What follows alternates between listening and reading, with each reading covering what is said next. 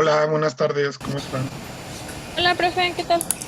Hola, bien. Viendo que está aquí borrosa mi cámara, pero ya la... Suele Este, pasar, profe. eh, pues voy a dar clase por datos, sigo sin internet. Ya estoy harto del pinche mundo, perdón. Pero tengo todos los días diciéndome que va a haber un técnico, que va a haber un técnico y nunca viene. Entonces, ya no sé qué hacer con el mundo y con el internet. Pero justo una semana muy estresante de mi vida, llevo sin internet, ¿no? Pero bueno. Es todo bien, ¿verdad? Se ve, se escucha todo chido. Entonces, Sí, Sí, profe. profe. Solo que igual y para que no gaste tantos datos, bueno, creo que no tenemos problemas si deja su cámara apagada porque se gastan mucho más. puse una de esas cosas que pago 15 pesos por 2 horas de datos ilimitados. O sea, me vale madre, o sea, Oh, Excelente. quiero genial. gastar mis 15 pesos ahora. O sea, es que ya me gasté mis 3, 4 gigas, no sé cuánto tenía de plan el- en una reunión que tuve el lunes. Pero el chiste es que me va a caer mis datos por no tener internet. Y puse esta cosa de, o sea, compré otro, dije, no, pues no va a durar nada. Pero me dijeron de este plan de 15 pesos, pagas 15 pesos con la tarjeta y te dan 2 horas de datos ilimitados. Pero pues ya no me importa, entonces voy a sacarle jugo a mis 15 pesos y que se acaben los datos. Son ilimitados. Sí, profe. Gracias. Y creo que ya estamos la mayoría. Bueno, no, faltan como uno. Y pues vamos a seguirle. Déjenles comparto la presentación. Por mientras, ¿qué les iba a decir? Este, Hoy acabamos rocas, rápido, bueno, no rápido, pero pues ya no nos falta ver ambientes sedimentarios que vemos hoy y perdón, rocas metamórficas. Y ya. El lunes, el viernes sería la práctica. Para esto, pues ya les pedí ahí en el Facebook, ¿se acuerdan que era? O sea, sí les puse, ¿no? Que era 25 gramos de muestra de suelo, de sedimento. Vamos a analizar la textura, o sea, la composición textural del suelo, que es cuál es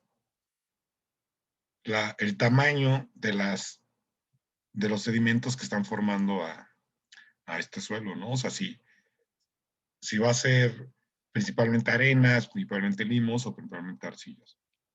Entonces, 25 gramos de su muestra, una botella de 1 litro de estas de PET, de litro, litro y medio de chesco, de las que sean, con tapa para agitar. Y todo lo demás va a ser organoléptico, o sea, con los dedos, hacer una bolita y así, ¿no? Cosas que les voy a ir diciendo. También ya les subí las prácticas.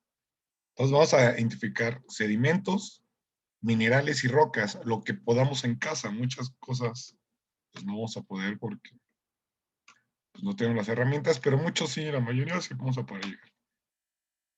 Pues, y ya. Entonces el viernes nos vemos para eso. Eh, la clase pasada vimos rocas sedimentarias, el proceso de litificación, quedamos que los dos procesos anteriores, perdón, es primero te rompes a través de la meteorización, después te transportas a través de la erosión, después te acumulas a través de la sedimentación y la diagénesis, es lo que pasa una vez que te empieza a acumular, a sedimentar. Y estos son los procesos diagenéticos, ¿no? Que también le dicen litificación, no es lo mismo. Estos procesos son todo lo que pasa una vez que se entierra, que les digo, ¿no? Porque entonces los sedimentos se transforman en rocas, eh, se compactan y se cementan, ¿no? A través de, o sea, estos sedimentos de arenas, lodos o lo que haya en ese ambiente, se acumula en un lugar y después el agua percola por los poros y el agua lleva disuelta, creo que era de estos eh, minerales, carbonatos, silicatos, óxidos de hierro, sulfatos de calcio, o sea, yeso, y los va precipitando entre los huecos, ¿no? Ese es un granito de arena, ese es otro granito, y así. Y los va precipitando estos, y los va cementando básicamente, como el cemento, y los hace roca, los liquifica. Y entonces quedamos que puedes, los tipos de rocas sedimentarias se pueden dividir en dos. En las rocas detríticas son las rocas que vienen de las sedimentas, digo, perdón, de la meteorización de otras rocas, o sea, el rompimiento, y los detritos o los sedimentos es esto que queda de este rompimiento. Y las rocas biogeoquímicas, aunque aquí le ponen químicas, también son biológicas, por el carbonato de origen biológico. Estas rocas no son, como para que lo entiendan, no son pedacitos de otras cosas. Lo que son, o sea, detritos es un pedacito. Lo que son, tienen su propio origen. Químico principalmente, o sea, están precipitando ahí porque está saturada la solución, o biológico, les digo que la pida, los organismos agarran el ion bicarbonato, lo pegan con el calcio y forman su esqueleto de carbonato de calcio. Y una vez que se mueran, pues ya se queda convertido en sedimento, en roca. Y entonces, las rocas detríticas, su clasificación depende de qué tan chiquito hayas llegado, o sea, el tamaño de tu detrito.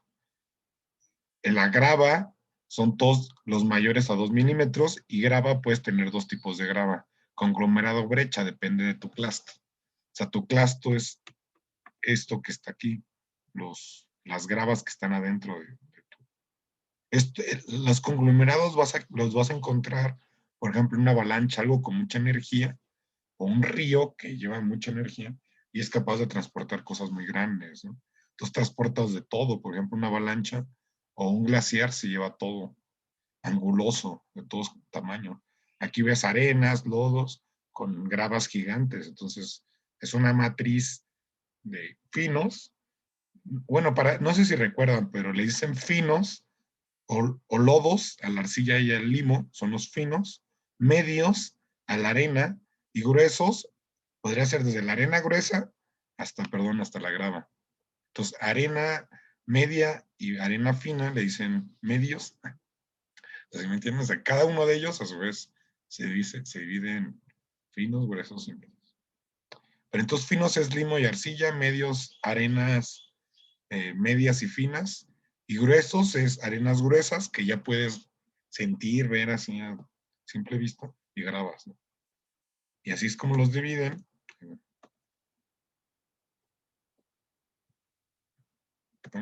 Allá. Y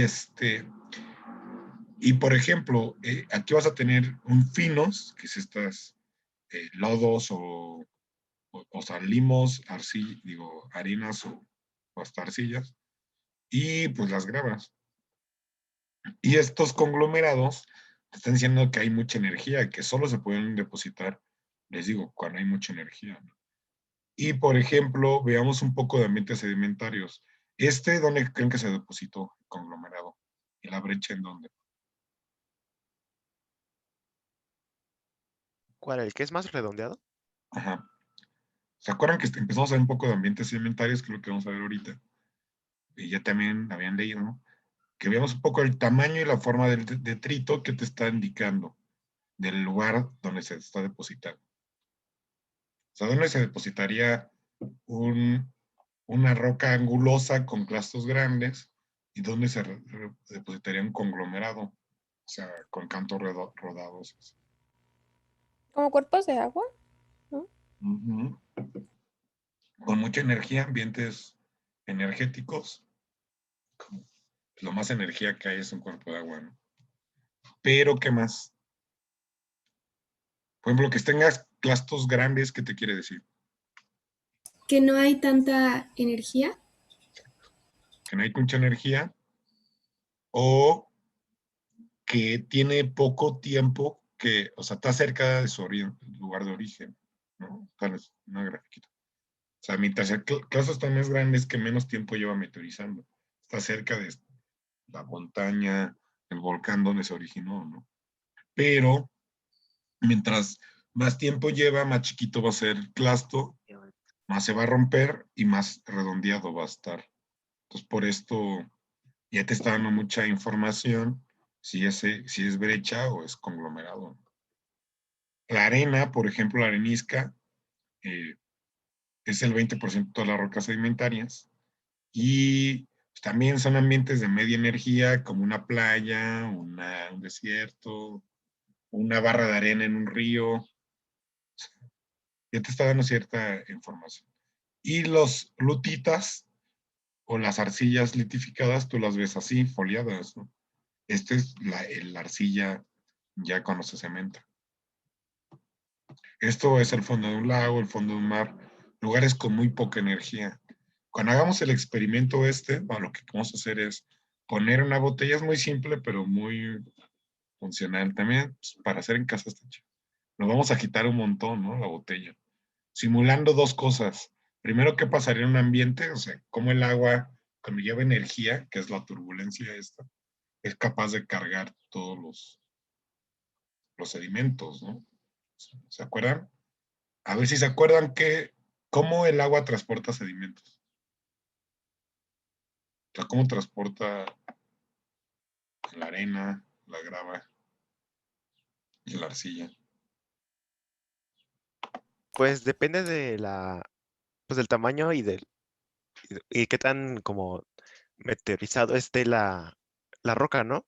Las que son muy pesadas, pues nada más las va arrastrando. Las que son pues muy ligeras como limo y cosas así, pues van en el agua, en la parte, pues, ¿cómo decirlo? Superior, por así decirlo, que van como, es que no sé cómo decirlo. Pues así como cuando echas, ándale, ¿cómo se llama? Suspensión, ándale, va suspendida en el agua, entonces pues va recorriendo como más rápido, ¿no? Y pues conforme va, por ejemplo, las rocas grandes, como están ahí, van reptando primero y después conforme más se van meteorizando, se van haciendo más, alisando. Bueno, no alisando. Se van haciendo más circulares y Ya empiezan no, a sí, rodar. sí, sí. Ajá. Y Y pues siendo así, menos. pues se va yendo. Y la última que te faltó es esta. Carga en disolución o solución, ¿no? Eh, que es que lleva disueltas. O sea, puede llevar disueltos carbonatos, y un carbonato y después lo deposita. Puede llevar disueltos también muchos óxidos o muchas cosas, ¿no? Entonces, la disolución. La más importante de todas es suspensión. La mayoría, el 67% viaja en suspensión de todos los sedimentos. Y es como bien dices, Fernando, y como viaja el limo y la arcilla, por ejemplo. O sea, con poquita energía ya van a ir aquí en medio, ¿no? En lo que es la suspensión, como se llama, o sea, suspendidas. Los cantos rodados, que llevan mucho tiempo, son por ejemplo, imagínense este río, ahorita, ¿no? Está así normal. Ven que el río se seca, se forma, ya se queda así, se cementa. ¿Cómo quedaría el río hecho roca? Lo que quedaría es un canal con cantos rodados y después arenas, ¿no? Cuando ya el agua ya no está, pues se deposita todas las arenas. Y a los alrededores del canal, puras arcillas, porque cada vez que el río hay una época de lluvias y se desborda, todo lo fino lo deja y se forma se llama ya una inundación. Pues ahorita se los explico con unas imágenes, pero mejor con más adelante. Pero ahorita solo para no desviarme. Suspensión es la más importante, carga de fondo es la segunda más importante, digo, la tercera más importante, y la segunda se llama disolución. La disolución, sobre todo, es clave en el agua que va por el subsuelo. Por ahí lleva disueltas muchas cosas. El agua que va por escorrentia lleva primeramente suspensión o carga de fondo. Entonces, así lleva el río. Entonces, un río, como lleva mucha energía, no tiene muchas cosas finas. O sea, tiene barras de arenas, donde va arenas y un poco de... Pero no haber finos, ¿no? Los finos solo es cuando se desborda, pues ya ahí se quedan las arcillas, ¿no? O los finos sería en un lago. En un lago, por ejemplo, entre un río, En el delta deja todo lo grueso, todas arenas, gravas, un poco de limo. Y ya en el medio del lago, que no hay mucha energía, ahí es cuando se puede depositar los finos. Entonces, es el experimento que les digo. Vamos a agitar la botella con los sedimentos, simulando un río, así como, y después vamos a dejarla simulando que pasaría en el lago, ¿no? Entonces, ¿qué pasa en el lago? Pues primero se deposita al principio lo más grueso, las arenas y todo lo más grueso. Después los finos, ¿no? Los limos. Y al final todo lo que queda ahí floculando, que es el nombre que se llama este proceso de estar cayendo poco a poco, por suspensión, van a estar las arcillas y van a quedar hasta el final. Pero ya no hay energía, ya después de media hora que dejaste de agitar, ¿no? Entonces, por esto en un lago, en el fondo del océano, tienes puras arcillas, ¿no? O puros finos. ¿Sí? Pero entonces ya, no hay dudas de rocas sedimentarias. Entonces vamos a empezar, vamos a seguirle con lo que nos quedamos. Ambientes sedimentarios, estamos empezando a verlo. Quedamos que es donde se van, o sea, el agua va transportando estos sedimentos, donde los va dejando, y en cada lugar, punto geográfico donde los acumula, se litifican y así ya se quedan hechos roca, ¿no? Muchos otros se vuelven a erosionar, o antes de que se litifiquen, el río se los vuelve a llevar a otro lugar. Y ahí se van a acumular otros miles de, cientos de miles de años, o millones de años, se vuelven a hacer roca, o antes de que se vuelvan a roca, se las van a otro lado. Entonces, por eso se van transportando, por eso es la erosión y la meteorización. Todo el tiempo están transformando las rocas acá arriba. Y fueron rocas sedimentarias, ¿no? Por eso se llaman sedimentarias, porque son puros sedimentos, ¿sí? Y pues cada punto geográfico tiene sus características de cómo van a depositar estos sedimentos, cómo se van a identificar. Y quedamos que estas características de un punto o de un proceso en particular se llama fase. O sea, tú encuentras las rocas ahorita en estratos, les digo, tú tienes el río que estaba pasando ahorita, ese río se seca y ya, pasan millones de años y se quedan las rocas nada más en el estrato del río. Y arriba tienes muchos otros eventos que pasó un lago, después no hubo nada, después volcanismo, después otro río, después otro lago y así, ¿no? Tú estás viendo muchos, todos los procesos que han pasado millones de años ahí en estratificados, ¿no?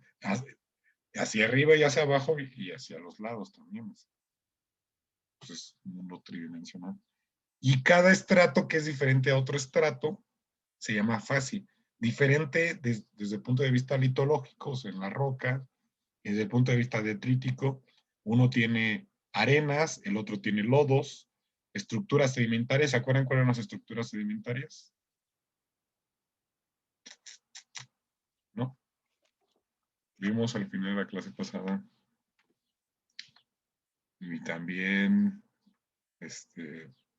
lo leyeron, pero ahorita les platico. Entonces, cada punto, por ejemplo, una playa, tú vete a una playa y está diferente los sedimentos, es arena o es caliza, depende de dónde estés, y te metes adentro del mar, vas a encontrar o carbonatos o lodos, ¿no? Depende de qué esté dominando. O sea, hay organismos calizas. Y una vez que los organismos ya no estén, vuelve a haber lodos. ¿Por qué? Porque ya no hay procesos bioquímicos de sedimentación de carbonatos, ¿no? Entonces va a haber lodos porque aquí hay un chingo un montón de energía. Porque está el oleaje y la marea, entonces todo el tiempo impiden que los finos se depositen. O sea, es como la botella que vamos a estar todo el tiempo revolviendo, ¿no? No se depositan nunca los lodos.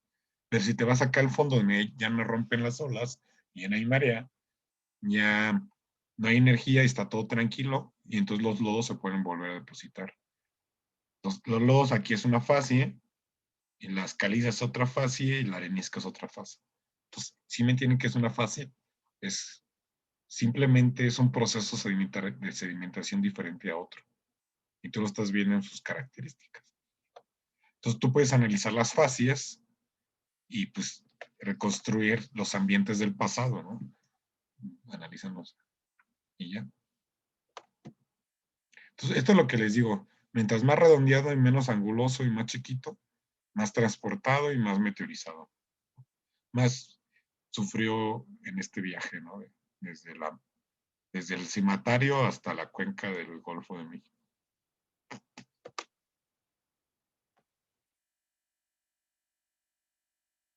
O del Pacífico, depende. Estratificación. No sé del Golfo de México. Se va hacia Veracruz. Papalapa, la cuenca de Papalapa, sí, Veracruz. Y ya Golfo de México. Entonces, las estructuras sedimentarias ya las hemos visto, es cómo están los clastos, tamaño, forma, cómo están estratificados, si están masivos, si están laminares, si están gradados, inversos, o sea, gradaciones normal, es que lo más grueso está abajo, simplemente pues, lo vamos a ver en esta botella, y cuando dejemos la botella de agitar, lo más grueso se va abajo y se acomodan por tamaños, ¿no? Pero, por ejemplo, en un flujo de turbidez, si tú agitas la botella y de pronto así la dejas, perdón, va a ser al revés. Entonces, en una tormenta puede haber sedimentos así, inversos. Estratificación cruzada, que les digo que en lugar de horizontal lo vas a ver así, siempre te está hablando de que hay una corriente predominante, una corriente de viento o una corriente de agua, ¿no? O sea, aquí se forman dunas o rizaduras de corriente, según en el agua todos han visto en un rito, en un lago o en el mar, en la playa, que se forman como dunas en el agua, sobre todo cuando hay corrientes. Es porque la propia corriente va hacia una dirección y genera que el sedimento genera que el sedimento eh, tenga fricción hacia el viento, ¿no? Y pues que a través de esta fricción, poco a poco, pues se va haciendo esta duna, o esta rizadora de corriente, que es una duna permarina, ¿no? Uno es por el viento y el otro por el agua. Y eventualmente, pues la duna mientras crece, más resistencia ejerce y más, y pues más, al ejercer más resistencia, pues empieza a acumular más sedimento. Entonces las dunas van viajando porque el viento o la corriente de agua las van transportando.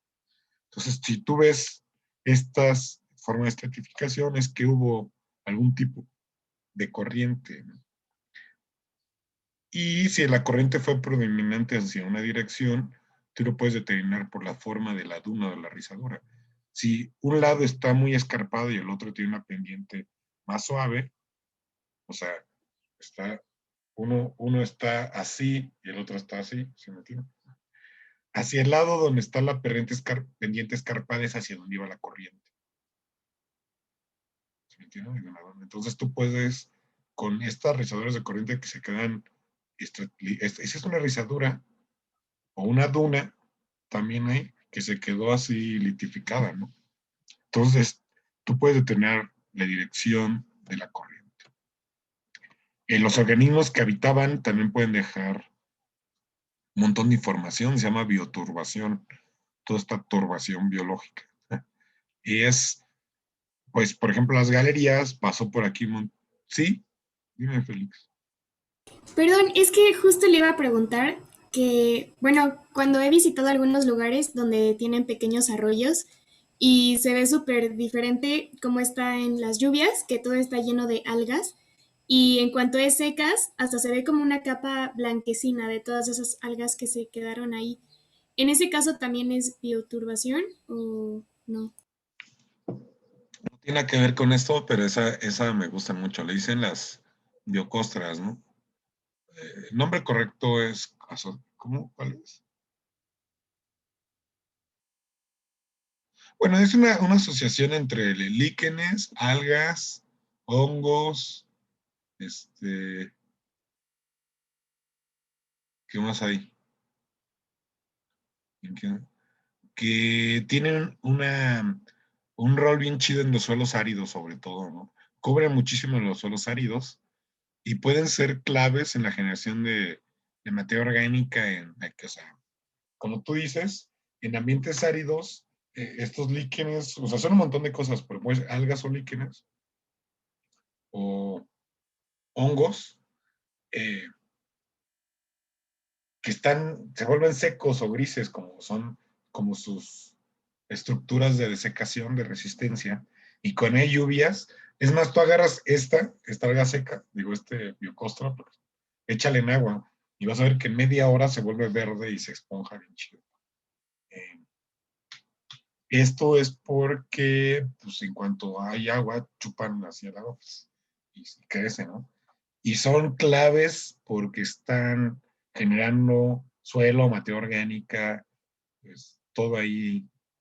Lo que podríamos tener, bioturbación sería cómo todos los organismos, una vez que esto se sedimente y se vuelvan roca, las evidencias que dejarían estos organismos. En realidad la bioturbación también se lo conocen como fósiles, ignofósiles, o evidencias de huellas de organismos, ¿no?, que vieron el pasado. Pero es entonces las rocas sedimentarias, en el caso, por ejemplo, un lago o un río, o sea, por eso le vamos a ver un poco de fósiles, porque los fósiles son parte de la roca sedimentaria. Entonces tienes una roca sedimentaria, ahí estaba el organismo, y todo se silicificó como estaba, ¿no? O sea, le valió. Entonces quedaron las galerías, que no sé por qué tripofobia me da ansiedad. O sea, según yo tengo ansiedad a los parásitos, entonces ver parásitos me da. Pero está chido. Ahí tengo que hacer fuerte. Miedo a parásitos.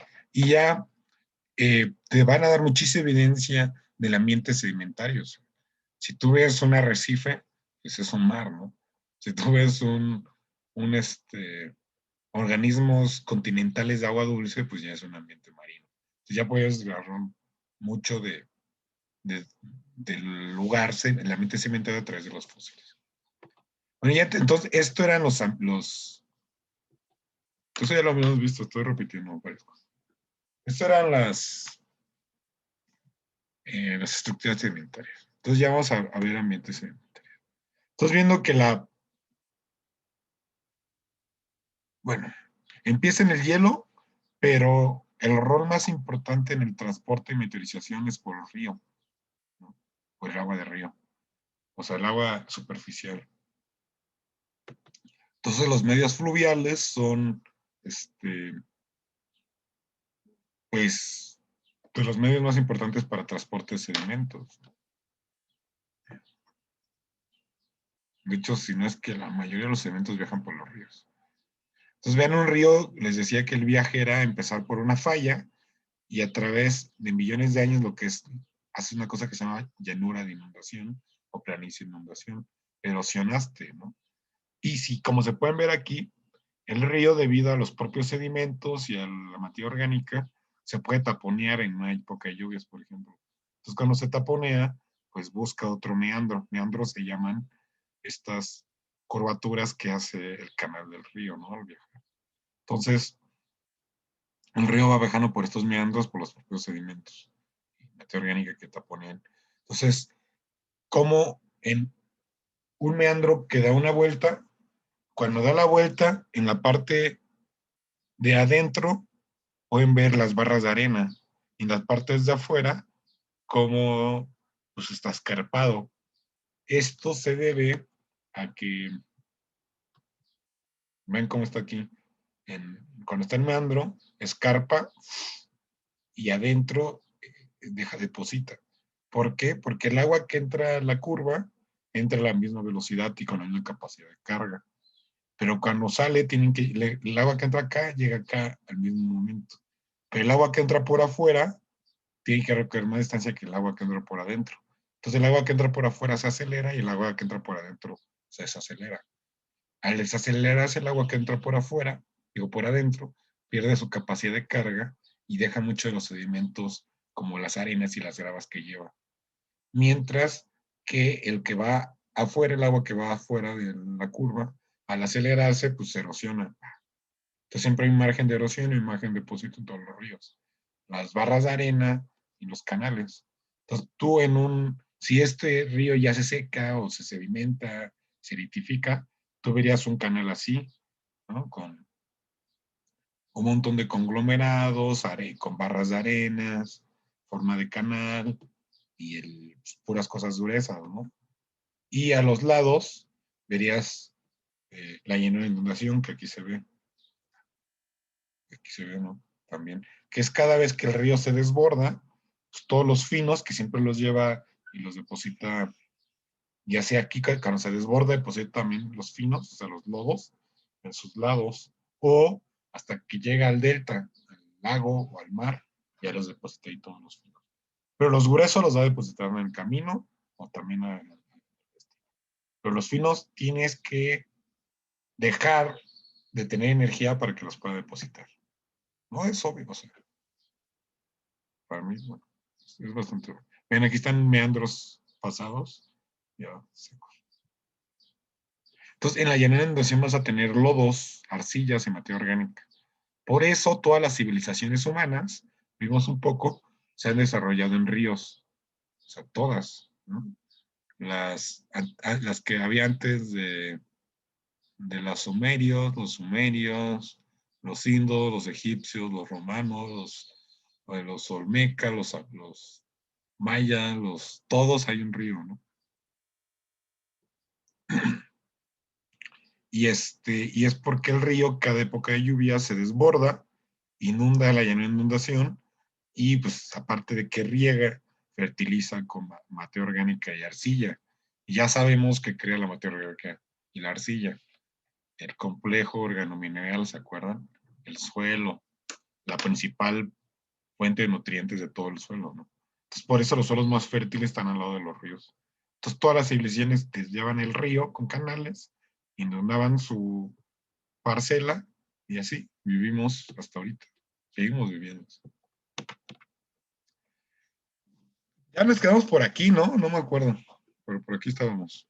Ok, ahí nos quedamos, justamente aquí. Va. Entonces, estos medios fluviales. Y pues tú puedes ver un medio fluvial actual, pero pues la idea es, con los ambientes, las rocas sedimentarias, es reconstruir los ambientes sedimentarios del pasado.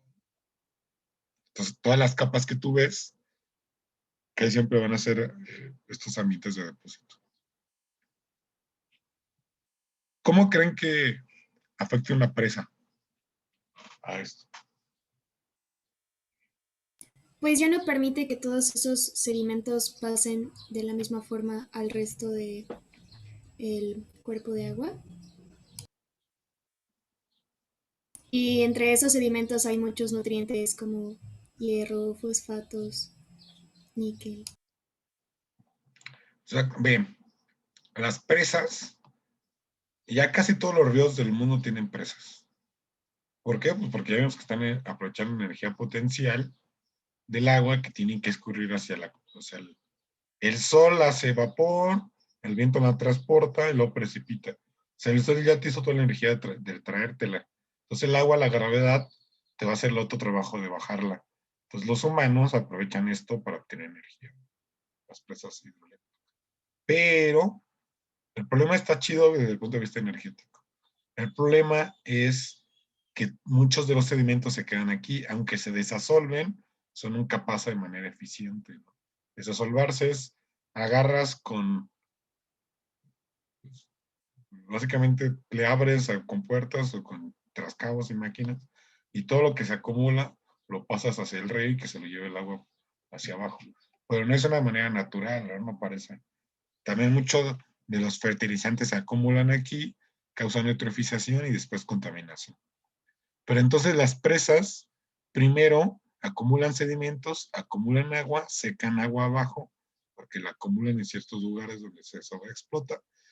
Y aparte, las presas están hechas en lugares de las montañas altas o lugares altos más biodiversos que hay, que es estas planicies, ¿no? A los lados de los ríos. En lugares más pues, biodiversos que existía y todos los inundaste para hacer presas gigantes. Todas las presas son gachas. Sí, dime, Félix. Profe, bueno, no sé si sepa, pero es que no me imagino cómo construyen una presa. O sea, van construyendo, no sé. Nunca has hecho una presa, bueno, pero O sea, bueno, o ponen en un un bloque charco, así en un encima, no charco con sé. un jugado de niño, pero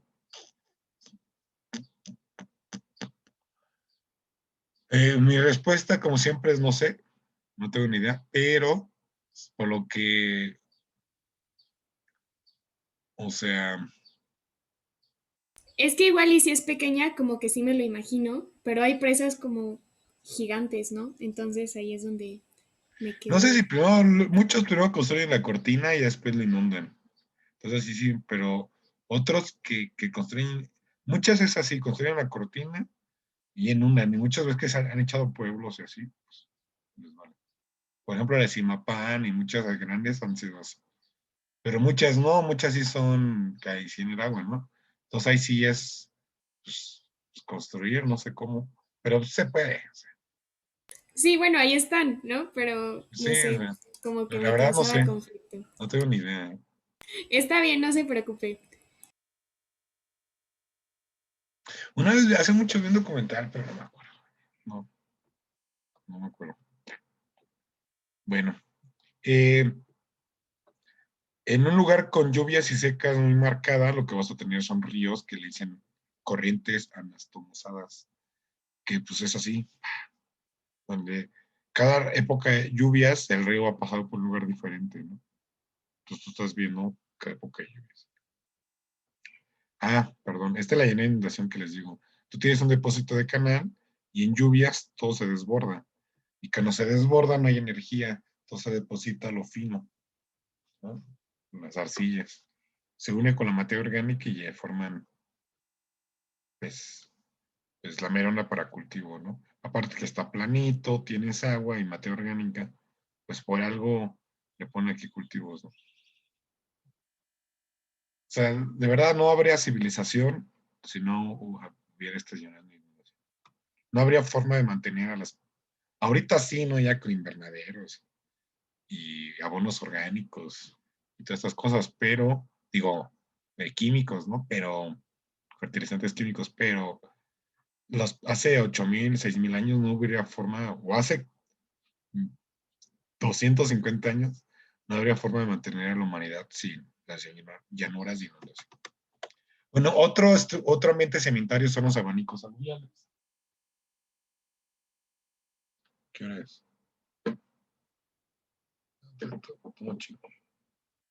Que es, como su nombre lo dice, tiene forma de abanico, aluviales de ríos, ¿no? Un río que forma un abanico. Estos casi siempre se forma cuando hay un gradiente alto, o sea, un cañón. Tú tienes un glaciar que se derrite, se forma río, o una montaña, es un gradiente de altitudinal importante. Entonces, el agua viaja muy rápido.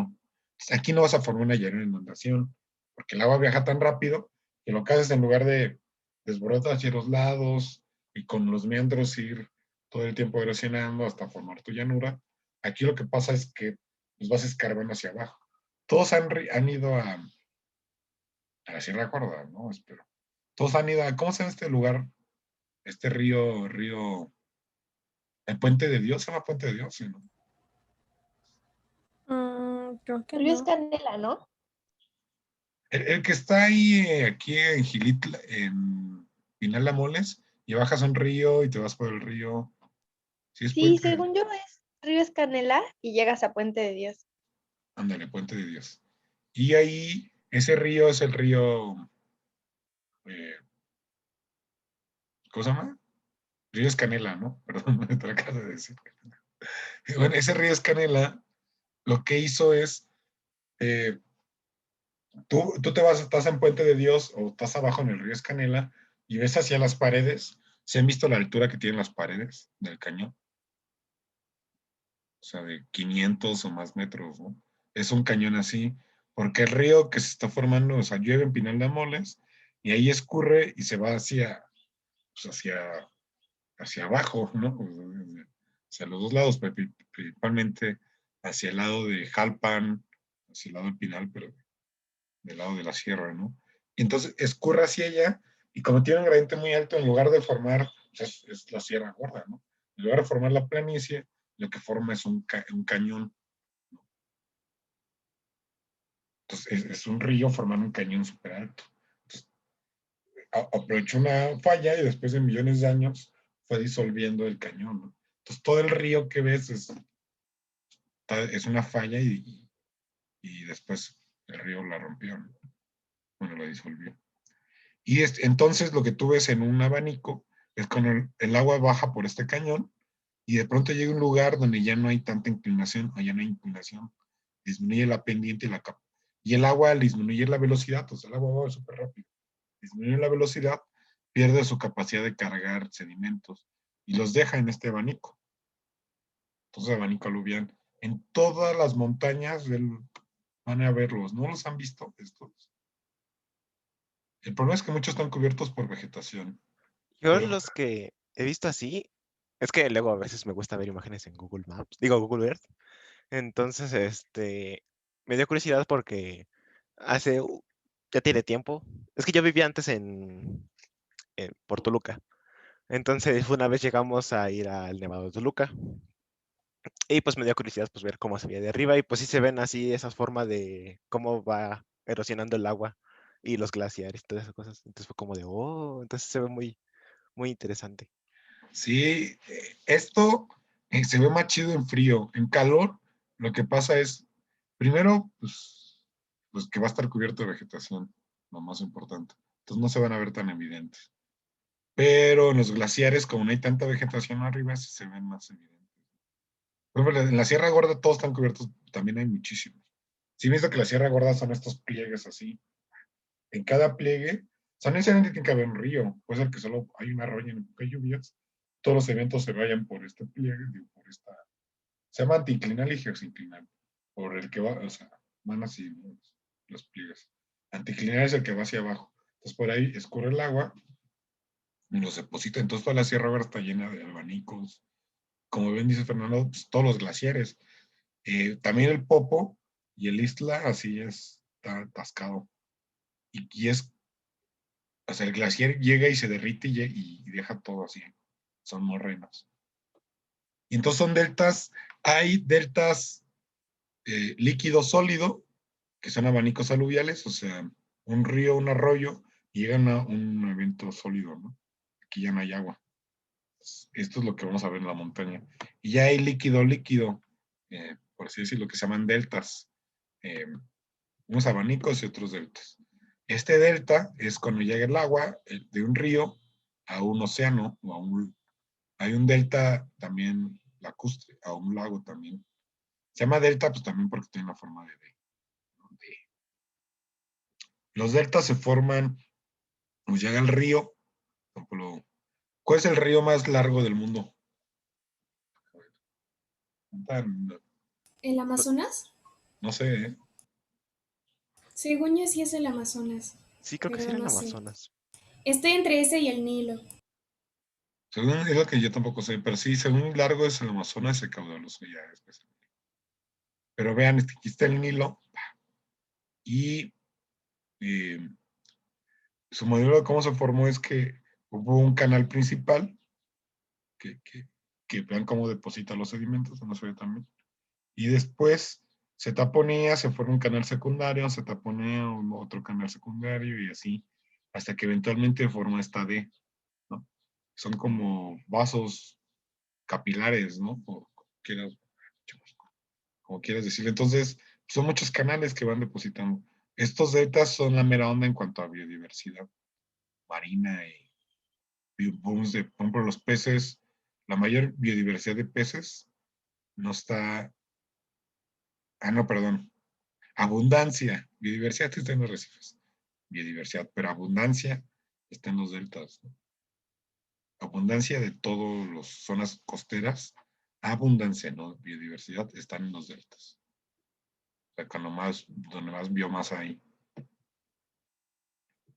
Y ahorita lo que está valiendo más, ahorita todos los deltas del mundo están súper contaminados, porque pues llevan fertilizantes y químicos y contaminantes, pero sobre todo fertilizantes nitrogenados que causan esta eutrofización. O sea, al llegar aquí, se acumulan en los deltas todos estos nitratos y fosfatos, crece estos helechos a lo baboso, las algas a lo idiota, y una vez que crecen, se mueren, y cuando se mueren pasan dos cosas. Primero, se acaban todo el oxígeno del agua, creando zonas muertas.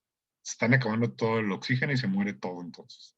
Y segundo, se descomponen formando pues, gases de efecto invernadero, pero mucho óxido nitroso que pues, calienta la Tierra. Entonces, los deltas junto con los abanicos, son estos depósitos como de transición, ¿no? Y también vas a tener un poco de son principalmente gruesos y medios. Sí, vas a tener los gravas, arenas medias, arenas finas, y ya después en el lago, que es el medio depósito lacustre, pues tendrías el delta de un lado, por ejemplo, donde llega, y tendría los gruesos, la arena gravillosa, por ejemplo, y mientras te vaya yendo a lugares de poca energía, vas a teniendo cosas más finas. Hay dos tipos de lagos, los lagos carbonosos y los lagos detríticos. Depende si estés en un lago, o sea, de Yucatán, pues tienes un lago carbonoso, y en un lago de, de- del Pacífico, pues, o de aquí del eje neovolcánico, o sea, que no tengas un origen, que tu origen no sea carbonato de calcio, pues tienes un lago detrítico. Pero es muy parecido, lo que tienes es gruesos, medios, y en el medio todos los finos. O sea, fangos son los lodos, ¿no? Gravas, arenas, limos y lodos, porque es como tienes la energía. En medio te está tan calmado el lago que es donde todo empieza a flocular y todas las arcillas empiezan a sedimentar. Entonces, por eso en los depósitos lacustres puedes tener cientos y cientos de metros de arcillas, ¿no? Y son la mera onda, junto con el hielo, son los principales, o sea, lo que vienen, el hielo que hay en los glaciares y el lago. Los fondos del lago son los principales, los que le dicen proxies ambientales, o sea, los principales modelos para reconstrucción del clima del pasado.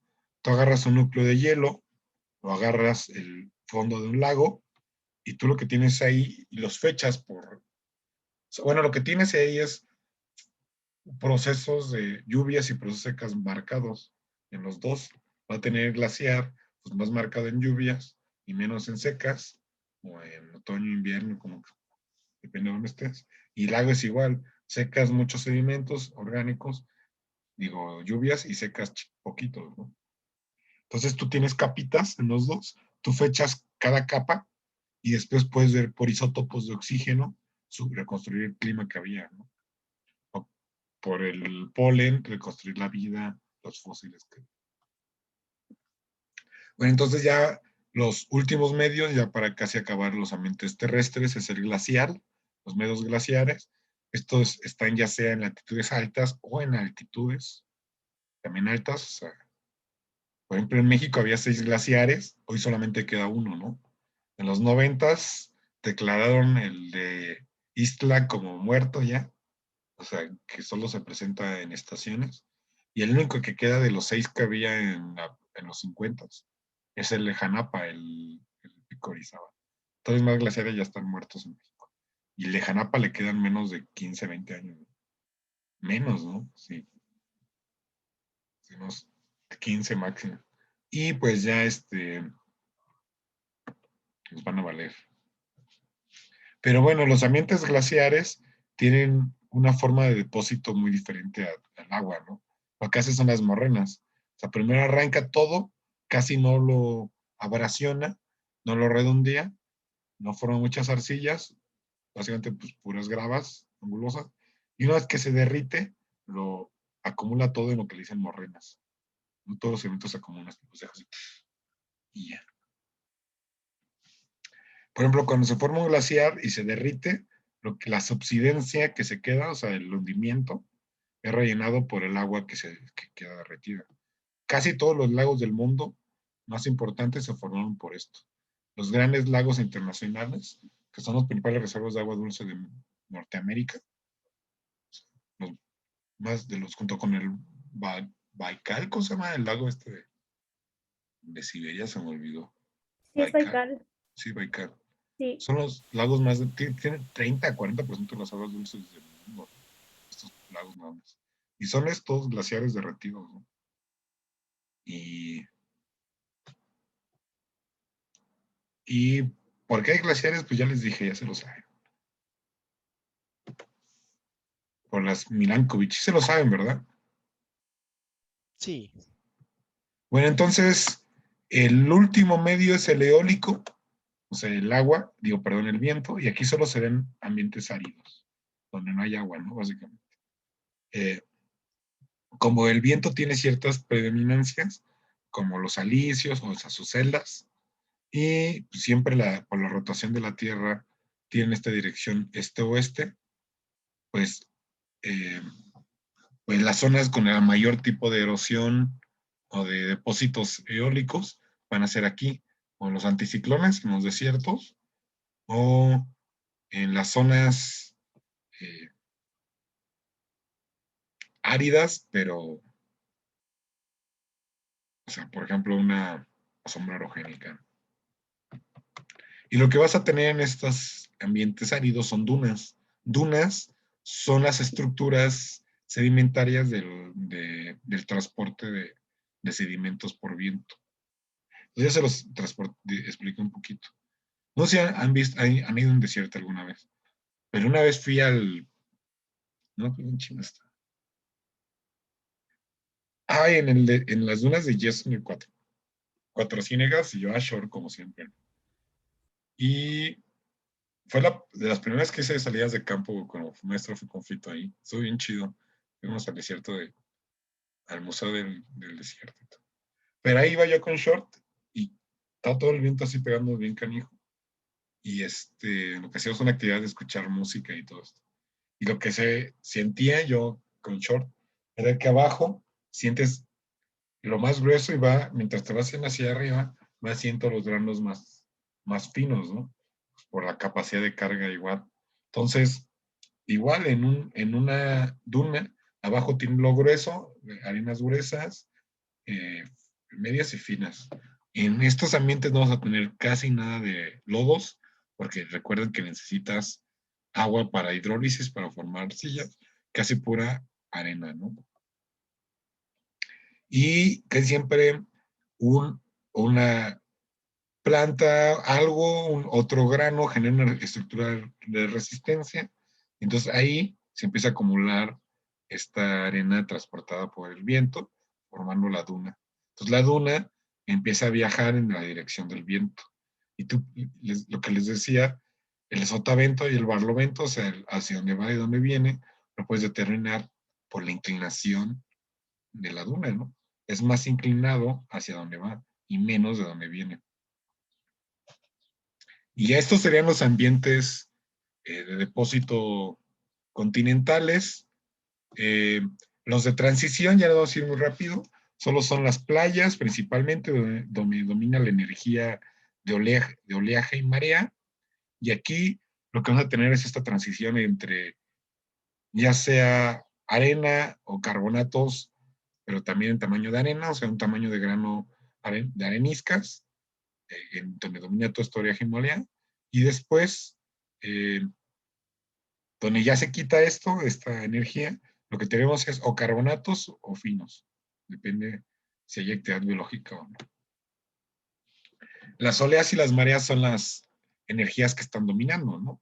Las olas, pues no sé si sepan, pero es la energía del viento transmitida al agua, o sea, es como el café, tú le soplas al café y se forma una ondita, pues lo mismo hay vientos que están soplando sobre la superficie del agua, e igual que una duna, se forma una estructura de resistencia que es esta ola, ¿no? Y entonces el viento transporta, pues en lugar de tierra en la duna, que transporta agua, ¿no? Entonces la va transportando y una vez que choca contra la costa, pues como ya choca, rompe, y pues está la energía del viento transportada por el agua, pues forma la ola. Entonces todo esto transportando y rompiendo todo el tiempo ahí los sedimentos, ¿no? Entonces no puedes formar aquí cosas finas porque no te lo va a depositar la energía, no te lo va a permitir la energía. Y la marea es lo mismo, hay mareas, ya saben, la atracción gravitacional de la luna o el sol, cuando hay mareas vivas que se juntan los dos, es importante, 20, 10, 8, 6 metros, depende de donde estés, que pues esta energía también transporta y pues, causa esta sedimentación. Y entonces ya después del ambiente litoral ya tienes lo que es el ambiente marino, ¿no? Pero vean, entre el ambiente litoral y el ambiente marino vas a tener dos tipos. El carbonatado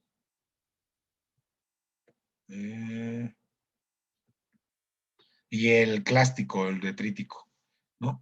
El detrítico es lo que pasaría ahorita en la playa les digo, del Pacífico, del Golfo. Tú tienes tu montaña, tu,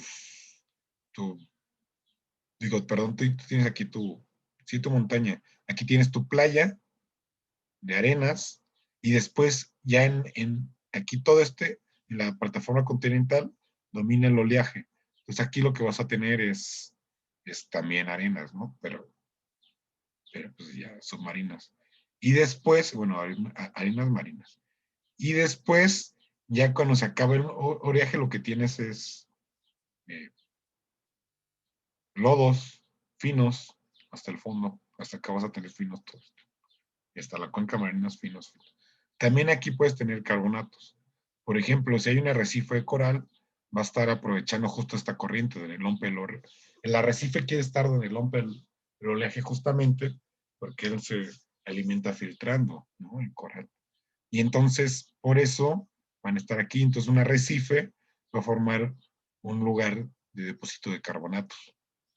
Entonces, tendrías arenas, carbonatos en el arrecife, o podrías tener arenas, lodos, después carbonatos en el arrecife, y de pronto lodos de nuevo acá. Ven, aquí está. Delta, playa y planicie marea. Arena y lodo, playa, arena y grava, planicies de mareas, allá abajo, arena y lodo. Arenas finas. Igual ya hasta abajo, marino, cuenca oceánica, la cosa tenés puros arenas y lodos. En todos lados. Al menos que sea arrecifes o algo así, pues ya es otra cosa. Y el otro modelo del arrecife de la costa, de los ambientes habitables del litoral, es el modelo carbonatado. Y esto sería en la plataforma de Yucatán. Entonces, tienes algo parecido, pero de carbonatos. Primero tienes una playa de vaporítica, de caliza, yesos o sales, ¿no? Y pues vas a tener puro, por ejemplo, que si tú agarras la arena de Yucatán y la ves en microscopio, son puro caparazón roto, ¿no? Y ahí está. Después tienes más carbonatos, toda la plataforma. Carbonatos igual puedes ir de grindstone, moonstone, bonestone grindstone, bonestone y moonstone. Son, que sería como gruesos, medios y finos, pero de calizas. O sea, la caliza también vas a tener sus tamaños, ¿no? Entonces vas a tener calizas grindstone aquí y bonestone y moonstone acá. O sea, pues es lo mismo, lodos o arenas. Y tu arrecife, que tenemos acá, que vuelve a ser de mucha energía, ¿no?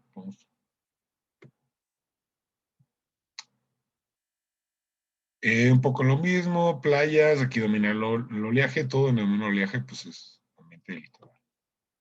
El delta.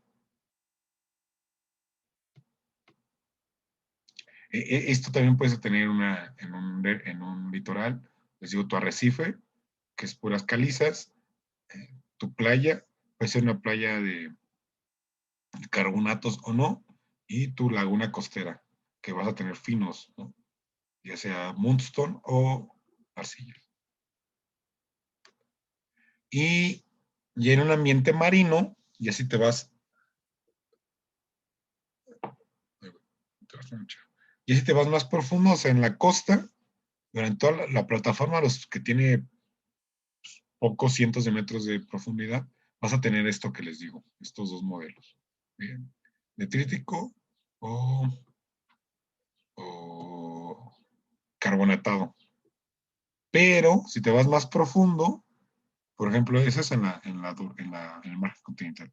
Pero si ya te vas a la cuenca oceánica, o a la dorsal, o sea, todo lo que está abajo del mar, lo que vas a tener es... Ah, bueno, perdón, antes de eso. También, o sea, toda la plataforma vas a tener estos modelos que te dije. Pero también puedes tener, por ejemplo, un abanico submarino. O sea, todos los sedimentos que vienen de un delta, del delta, se te empiezan a acumular en el submarino y también hay cañones submarinos. Entonces también se fue por una avalancha y un abanico. Entonces también hay estos abanicos. Es lo mismo pero submarino, ¿no? Un cañón y un delta y así.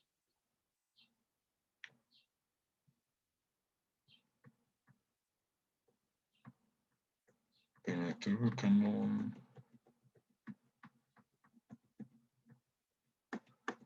no, esto habla de donde vienen todos los.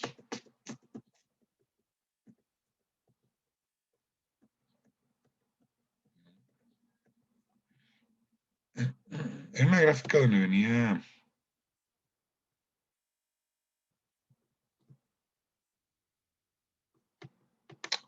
No sé si las he puesto, perdona, venía cómo estaba, pero todo esto es arcilla. Bueno, no viene aquí, pero es arcilla roja y lodo silícico, o sea, pura arcilla. O sea, roja es si tiene óxidos de hierro o silícica es puros silicatos. Pero todo el fondo marino es arcilla o uno que otro carbonato de calcio, pero lodo también el mudstone, o sea, lodo de carbonato de calcio o lodo o arcilla silícica. Y ya, entonces esto es básicamente lo que tendrías en un margen continental. Esta transición paulatina, ¿no? Ese margen paulatino. O sea, la llanura, el pie de talud, el pie de talud y la llanura abisal. Entonces es un gradiente. Pero, bueno, márgenes, pero vas a tener dos tipos de márgenes, los pasivos y los activos, no sé si recuerdan. El pasivo sería como en el Golfo de México. El Caribe tienes este proceso. Entonces tienes tu plataforma continental, tu talud continental y tu pie de talud. Tu plataforma continental es la parte del continente inundada. Tu talud continental es donde empieza la inclinación y tu pie de talud es donde vuelve a cambiar la inclinación. O sea, el talud continental es donde está la transición entre corteza continental y corteza oceánica. Y pie de talud es ya el inicio de la corteza oceánica. Ven cómo tienes corteza oceánica, aquí está la transición y corteza continental. Entonces, en este margen pasivo no hay subducción, no hay nada. Entonces tienes esa transición leve. Entonces tendrías acá arriba este proceso, ¿no? O sea, pie de talud y ya. Y plataforma puedes medir hasta 80 kilómetros y de 1 a 2 grados es de una décima parte de grado de inclinación. O sea, muy, muy poquito de inclinación. Cada 2 metros, cada kilómetro de inclinación es la plataforma. Y después el talud ya aumentas a 25 grados, o sea, muchísimo, de una décima parte de grado a 25 grados de inclinación. Y al pie de talud vuelves a disminuir la pendiente a un tercio de grado. Estas son las características de los márgenes continentales pasivos, de la inclinación, y te están dando evidencias de esto. Pero también vas a tener un margen continental activo, que es lo que pasa en el Pacífico, el otro lado, que hay subducción. Aquí tienes algo parecido, pero acortado. O sea, tienes igual puros sedimentos volcánicos, o sea, detríticos, y que los vas a acumular en un prisma de acreción por la propia subducción. Entonces vas a formar una montaña de estos sedimentos, ¿no? Y va a ser una transición mucho más, o sea, tienes tu playa, y por eso luego vas a, o sea, aquí luego lo caminas en Oaxaca, y luego lo te hundes, ¿no? Porque la fosa está a, no me acuerdo, poquitos decenas de kilómetros de la costa. Entonces luego cambias tu inclinación. Mientras te vas a Cancún, caminas 50 metros y parece que estás en una alberca, nunca te hundes, ¿no? Porque no hay una fosa. Es mucho menor la inclinación. Todos los sedimentos se comportan de esta forma. Aquí tienes un prisma de una playa y después solo un prisma de acreción, ¿no? O sea, tienes un plataforma continental muy, muy chiquita y luego tienes el pie de talud y el talud. Todos los márgenes activos del mundo son los que rodean el Pacífico, principalmente. Porque tiene subducción, volcanismo. Y los pasivos son del otro lado, porque pues, no está pasando mucho. Entonces va a tener estos ambientes diferentes de los dos lados. Y, qué pendejo, perdón. Esta era la que estaba buscando hace rato. Era hacia adelante. Vean cómo en las costas vas a tener estos ambientes en blanco gruesos, ¿no? O sea, arenas o arcillas, pero gruesas. Digo, perdón, pero arenas o carbonatos gruesos. Y lo que tienes ya en la planicie, en la cuenca marine, vas a tener dos tipos de lodos. La arcilla abisal, o sea, pues, todos los lodos que está generando aquí mismo por la propia meteorización que está pasando en el agua, que también hay formación de arcillas en el mar, o mucho también de las arcillas que vienen del continente. O sea, el continente llega a arcillas, en lugares con mucha energía no las deposita, y las deposita hasta la cuenca. Y ahí están formando parte de la cuenca. O también están las arcillas, pero de origen biológico, biógenos, que son las carbonatadas, el moradito, los lodos de origen carbonatado, o las amarillas, el lodo silicio, barro silicio. Lugares muy profundos o muy fríos. ¿Por qué tenemos lodos calcáreos en un lugar y lodos silicios en otro y lodos arcillosos en otro? Pues ¿cuál es la fuente de estos detritos? Los lodos silicios o las arcillas de un origen volcánico, de la dorsal o del continente, y el barro calcáreo viene de organismos carbonatados y el barro silicio viene de organismos silicios, como las diatomeas. Y ahora sí, ya para acabar, con esta última diapositiva de ambientes sedimentarios, hay algo que se llama nivel de compensación de carbonatos, o lisoclina, que es lo mismo. Más o menos a los 2.500 o 4.500 metros, en promedio es 3.500 metros, está este nivel de compensación, que es el nivel donde ya está muy frío y hay mucha presión. Entonces, esta temperatura y esta presión impide que la molécula carbonato de calcio sea estable y se disuelve, se disuelve en el ion bicarbonato y no puede formar el carbonato de calcio. Entonces está disuelto y no puede formar una roca. Entonces, abajo de esta límite de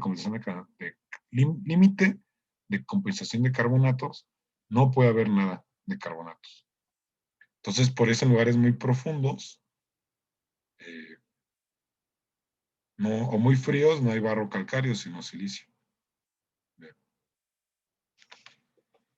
Y ya. Bueno. Eso es un poco lo que las fases que les digo, ¿no? Tú tienes diferentes estratos, diferentes fases sedimentarias, ¿no? Hay fases, litofacies, biofacies e ignofacies.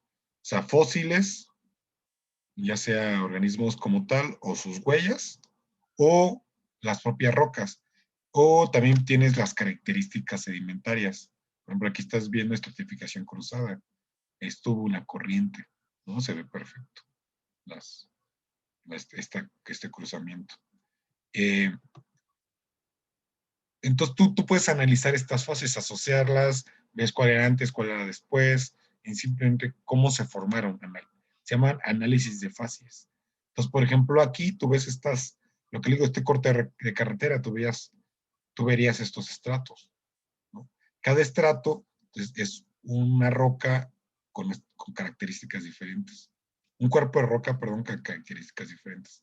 El C, por ejemplo, son areniscas de grano medio a grueso. El B son alternancia de arenisca de grano fino con lutitas. Y el A son lutitas nada más, ¿no? Y después acá tenemos el B de nuevo, areniscas con lutitas, y de nuevo el C, puras areniscas. Entonces, lo que estás viendo es una alternancia de facies, ¿no? Entonces, si tú analizas esto, lo que tú puedes deducir es que el mar subió y bajó de nivel. Cuando tienes areniscas, quiere decir que era playa. Entonces, esto más abajo, primero tuviste una playa. Después, entonces tienes arenas. ¿no? El C. Después tienes un B, que es areniscas y lutitas. Quiere decir que tienes un ambiente pues, de energía media. Pues ya estás adentro en la plataforma.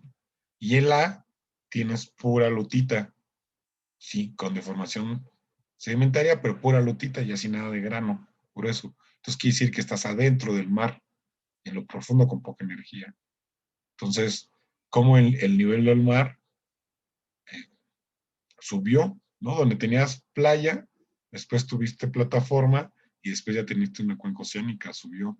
Y después tuviste de nuevo el B, que es areniscas, y después el C, la playa. ¿Qué quiere decir esto? Pues el nivel del mar bajó. Aquí, entre aquí y aquí puede haber varios millones de años, o mucho tiempo, ¿no? Entre este evento y este evento lo tendrás que fechar. Entonces, ves cómo el mar subió y bajó aquí. Y esto lo pueden ver muchísimo en la Sierra Gorda. Váyanse a la Sierra Gorda y van a ver depósitos de carbonatos grandotes y después lodos. En la Sierra Gorda no hay areniscas porque no hay volcanes. Pero si ves carbonatos con lodos, carbonatos con lutitas, carbonatos con lutitas. Y ves las lutitas así foliadas y los carbonatos con fósiles, estas rocas blancas grises, ¿no? Y y pues está diciendo esto con el nivel del mar subía y baja. Bueno, ya acabamos. Nos vamos a ver 10 minutos paleontología y ya acabaríamos por ahí. No, nomás es como porque es parte de las rocas sedimentarias. Pero es una introducción, digamos, ¿no? Ya llevarán otras materias si les gusta.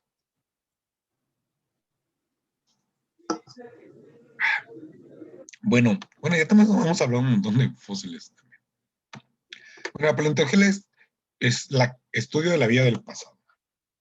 Y les digo que es clave aquí porque es parte de las rocas sedimentarias.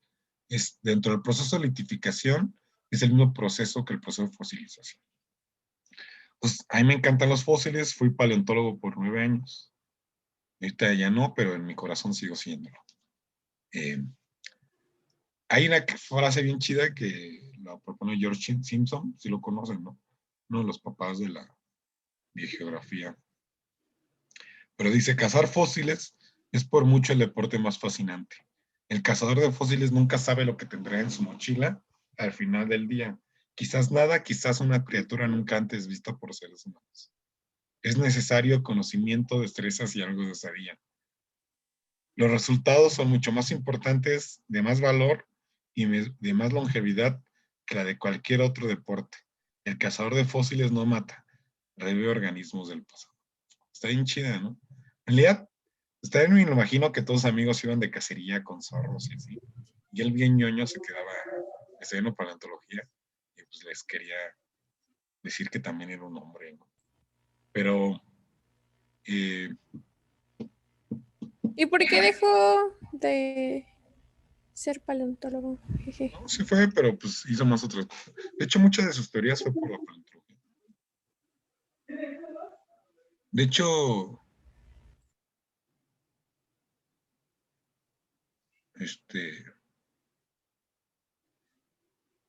pues nunca, o sea, no fue su especialidad, pero sí le gustaba. Pero no, tiene razón, no se destacó por la paleontología. Pero sí, siempre estudió paleontología, o fósiles. Entonces es esto, paleos viene de antiguo, el estudio, logos, de los seres, onto, del pasado. Entonces el estudio de los seres vivos del pasado, ¿no? ¿Sabes? Si lo quieres ver un poco más formal, es estudia las relaciones biológicas y espaciotemporales entre los organismos y las rocas que los contienen. Entonces la definición para mí más chida de que estudia la paleontología, ¿no? Y un fósil viene de la palabra fósiles, que decir excavado, algo que ha sido excavado de la tierra, ¿no? Son restos, organismos o registros de organismos del pasado. Por ejemplo, esta es una tuátara que está en el Museo de Tlayúa en Puebla y es la única tuátara que se ha encontrado acá en Norteamérica. Una isla que había del Cretácico y en Puebla. ¿Por qué? quién sabe, ¿no? Y esto es el fósil más antiguo de un primate, Derminaeus mesilae. Entonces, ¿qué hace un paleontólogo? Pues primero el organismo se fosiliza, ahorita vemos un poco los procesos de fosilización, pero es sacar pues encontrar el fósil excavándolo o encontrándolo, caminando y encontrándolo, la propia agua que le erosione los sedimentos y los excave por ti. De hecho, mi doctor hacía eso. Más que ir y excavar en el lugar, tenía 60 y tantas localidades en México. Iba y las recorría cada año, cada 2 años o cada 3. Y hacía que el agua descubriera por él. Y así tiene colecciones también de mamíferos de México. 40,000 fósiles de mamíferos se sacaron haciendo esta forma de muestreo a través de que el agua escarbe por ti. Y después, pues una vez que los fósiles ya están afuera, lo que hace es un proceso de envolvimiento que se llama jacket, que es en yeso casi siempre, lo envuelves, ¿no? Con todo y el sedimento. Por ejemplo, aquí está mal hecho. Aquí se va a romper, o más bien ellos pues, tienen procesos más chidos, ¿no? De endurecimiento y eso. Pero lo que hacemos es llevarlos nosotros al laboratorio con todo y sedimento para que no se rompa en el camino. Y ya en el laboratorio ya le quitamos el sedimento, lo endurecemos. Lo que haces es ponerle gliptol. Es un... Se viene muy rápido, estoy echando chorros. Pero es un... ¿Cómo se llaman estos plásticos?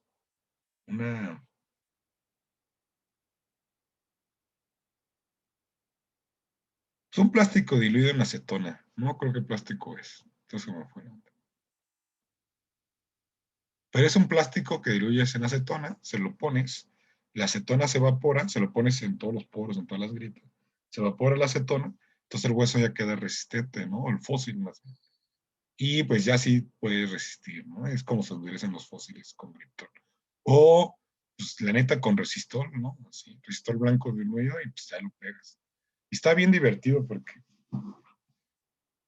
ir a buscar fósiles para empezar, como dice Simpson, es la mera onda porque caminas y caminas y nunca encuentras nada. Y cuando encuentras algo es como encontrar un tesoro, porque son como tesoros para mí, ¿no? Entonces está bien divertido. Y una vez que lo encuentras, lo envuelves como un regalo y te lo das a ti mismo, porque muchas veces no sabes qué es exactamente. No puedes, o sea, una mandíbula, no te, o sea, te encuentras parte del cráneo, entonces tú dices, pues todo es el cráneo. Y tú que escarbas todo alrededor y te llevas todo, porque ahí se te va a perder, ¿no? Hasta el laboratorio quieres que ya descubrir todo poco a poco, así como estás haciendo ella. Entonces te das el jacket y en el laboratorio había como 300 jackets. Entonces, estuve como 2, 3 años. Antes, primero entré como un año de chalán, después mi servicio social y después mi tesis de licenciatura. Ahí fueron como 3 años y medio. Antes maestría, todo eso, pero todo ese tiempo lo que hacía lunes, miércoles y viernes por 4 horas, o 5, o hasta veces más, escuchar música clásica puesta por la doctora, la esposa del doctor, y limpiar fósiles. Está bien chido limpiar horas y horas. Entonces descubrías un jacket y era como, había jackets del hace 25 años del doctor que no había visto. Y encontrar cosas así es súper chido. Entonces es como darte regalos a ti mismo, ¿no? Está bien divertido. Y ya después rearmas en 3D, vas reconstruyendo y así, con percutores. Lo que más utilizas para limpiar son pinzas de dentista, por ejemplo. O sea, ibas con un dentista que ya desechaba o compraba las pinzas, que es el lock, y ya con eso limpiabas. Tenías un montón de pinzas. Y limpiabas, tenías percutores, ácidos, pero pues con pinzas básicamente, cosas mecánicas. Y ya al final, pues te armas todo este chorote, ¿no? Con simples huesos, pero viendo un hueso, viendo los forames, puedes reconstruir los ligamentos. Con los ligamentos puedes reconstruir los músculos, ¿no? O sea, sí puede reconstruir ya muchísimo de todo esto. O sea, ahorita esto ya sabemos que esto es muy chafa, ¿no? Hay reconstrucción más chida. Pero pues solo es para que se den una idea de cómo hacer la reconstrucción. Bueno, los fósiles son clave para rearmar lo que vimos, hacer lo que vimos la bioestratigrafía y biocronología, o sea, toda esta tabla cronoestratigráfica, que vemos un montón. Son fósiles guía para marcar el inicio y el fin de cada era, o si encuentras un fósil te puede servir para saber la edad de tu roca. También tienen mucha importancia biológica, evolutiva, ¿no? Que ya hemos visto. Todo lo que vimos en esto de geología histórica. Un fósil también te puede dar como indicios de cómo, de esa tafonomía, ¿no? Que cómo se fosilizó y cómo se dio el proceso que se dio después de fosilizarse, cómo se rompió, si queda intacto, está en posición de vida, o sea, si se fragmentó, todo lo que le pasó después al fósil. Entonces, la tafonomía estudia este proceso de fosilización y lo que pasa después. Por ejemplo, se cae un osito, se va a romper, se va a descomponer, muerto, el agua se lo va a llevar, y una vez que ya está todo roto, los deposita y así los fosiliza. O sea, por eso muchas veces encuentras huesos rotos de cosas, ¿no? O un camaroncito que se va a fosilizar, si igual la marea lo va a romper en un montón de cosas, y solo lo más resistente es lo que se va a fosilizar. Entonces, tipos de fosilización. Está la preservación, esta es como la más conservada. Está el ámbar y la criogenización, o sea, el congelarte. Este es un mamut bebé de Siberia que está congelado. También hay un león marino, león de las montañas. Los dos rusos están congelados, ¿no? Los dos tienen menos como 12,000 años por ahí, son de restos de la última glaciación.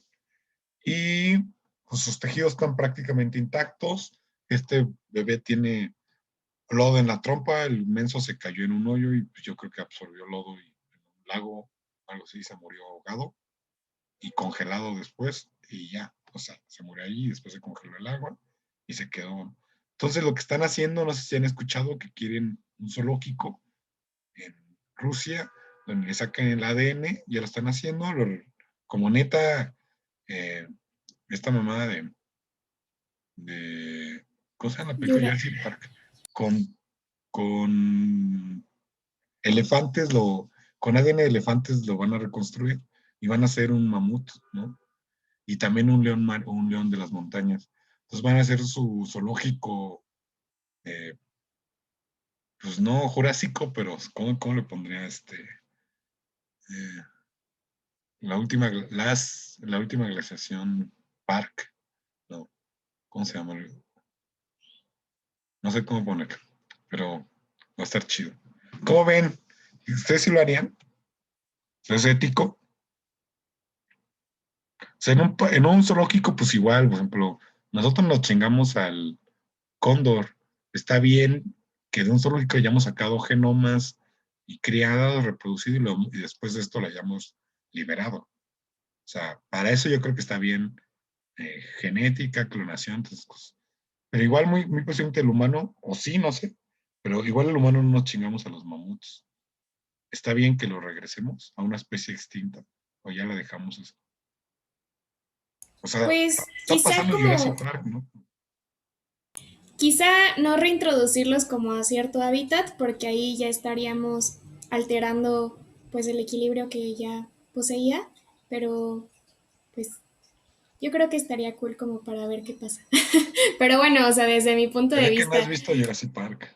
sí he visto Jurassic Park y me gusta Jurassic Park. Imagínate que los mamuts, nah, Ay, pero tenían cero control, la verdad.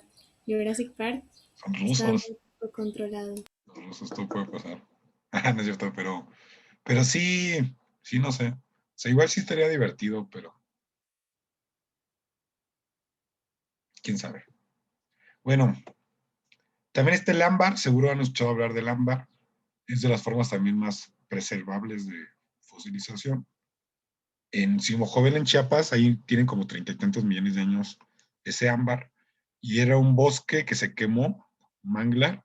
Y entonces libera toda la resina y todos los animales que estaban ahí viviendo, pues ya se iban a morir por quemados, pero antes de morirse quemados, se les cayó una gotota de resina y se quedaron fosilizados. Hay un montón de cosas fosilizadas en ámbar. Solo de Simojovel hay arañas, moluscos, cangrejos, lagartijas, todo lo que tú quieras de Simojovel, ¿no? Y juntas se las pongo. Pero está bien chido. Espérenme. No sé dónde esté. Les iba a presumir un ámbar que tengo con mosquitos. Pues por ahí debe de estar. Pero tengo un ámbar con fósiles que traje de Chiapas. Pero bueno, tiene mosquitos. Entonces, esta es una preservación muy, muy inalterada. Hay icnofósil donde no ves el organismo como tal, sino ves una evidencia que ahí estuvo, como las BIF, ¿se acuerdan? Son los de metabolitos secundarios. Las huellas, ¿qué es esto? Están súper de moda estas, ¿no? ¿No lo ven en el foro? Son caquillas, jeje. ¿Coprolitos? Rolitos. Es una caca fosilizada. Se llaman coprolitos, es popó.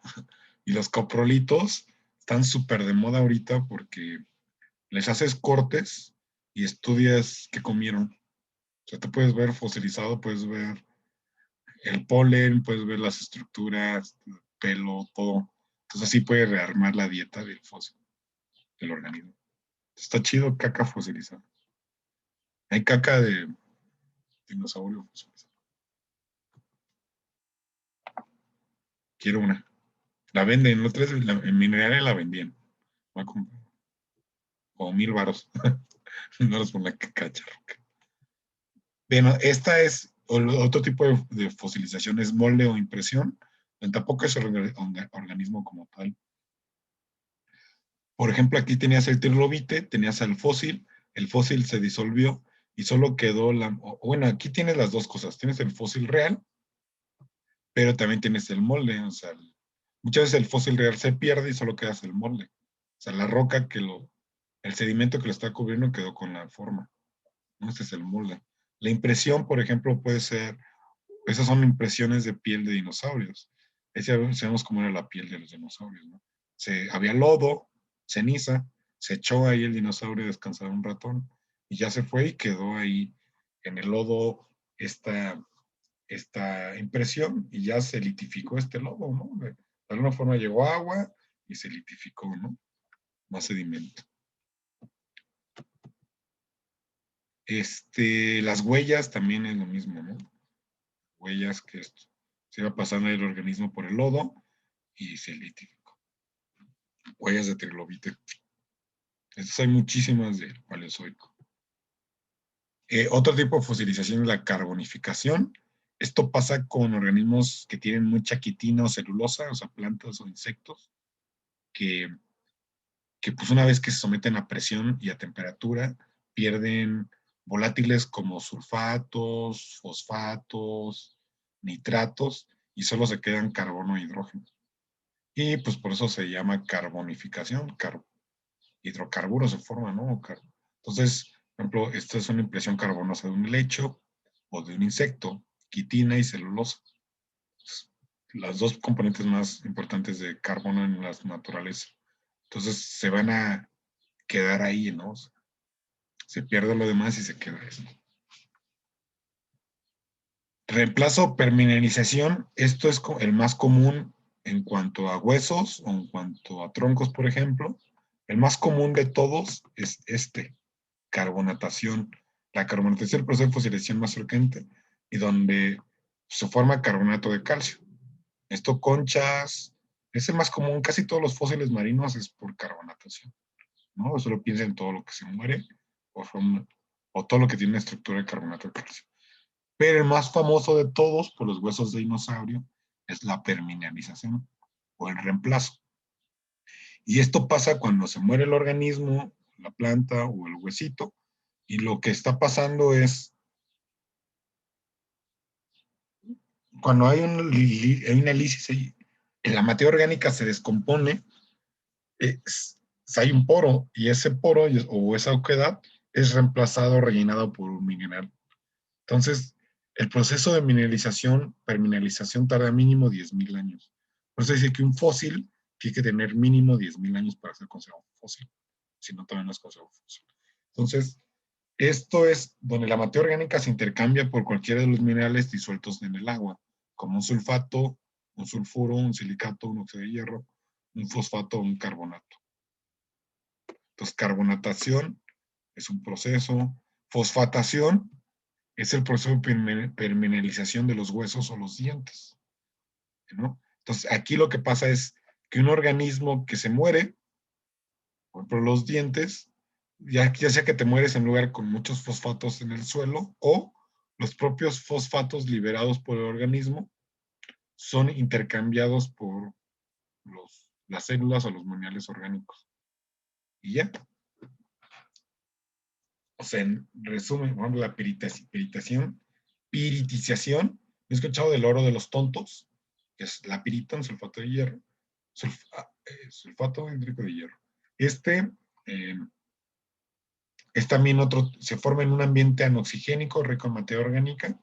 Aquí lo que hace es que la materia orgánica se intercambia por la pirita y queda estos colores bien chidos. La silicificación es cuando se intercambia por sílice, por ejemplo, los troncos silicificados, amonites, braquiópodos, y quedan así pulidos, ¿no? Entonces, todos estos, la fosfatación es con fosfatos. Todos esos tipos de permineralización son los tipos de fosilización más comunes, y solamente es que se intercambia cualquier materia orgánica por cualquiera de estos minerales. ¿Ya? Entonces, lo que te queda es una roca con la forma del organismo y que te puede resistir millones, cientos de millones de años ahí enterrado, o hasta miles de millones de años, porque ya es una roca. Y ya ahora sí, para acabar, denme 2, 3 minutos. Y ya acabamos, nomás para concluir. Los fósiles son la mera onda.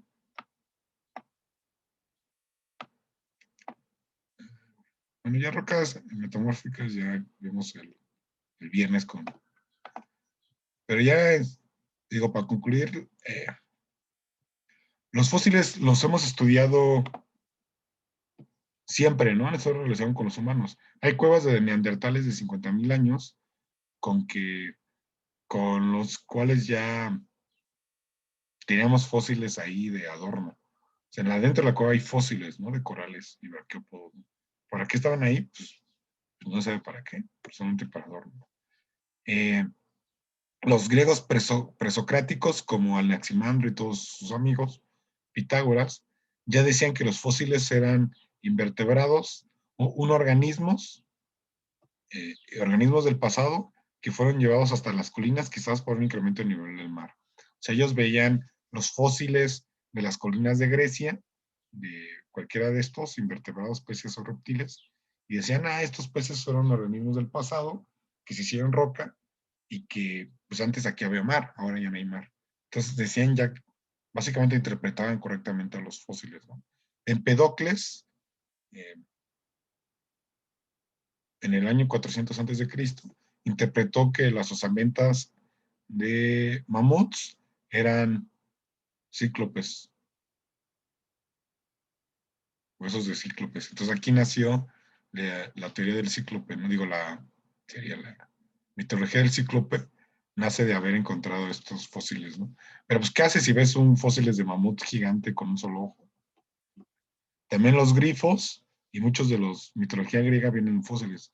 Se piensa que los grifos eran estos ceratópsidos bebés que quedan atrapados en las tormentas de vientos de los desiertos de Arabia, del Sahara, de toda esta zona. Y pues como, si tú encontraste esta madre, pues ¿qué le veías? Pues tiene cabeza de león, cuerpo de ave, porque tiene huesos de ave, porque o sea, está bien raro, ¿no? Pues sí, pues es un dinosaurio.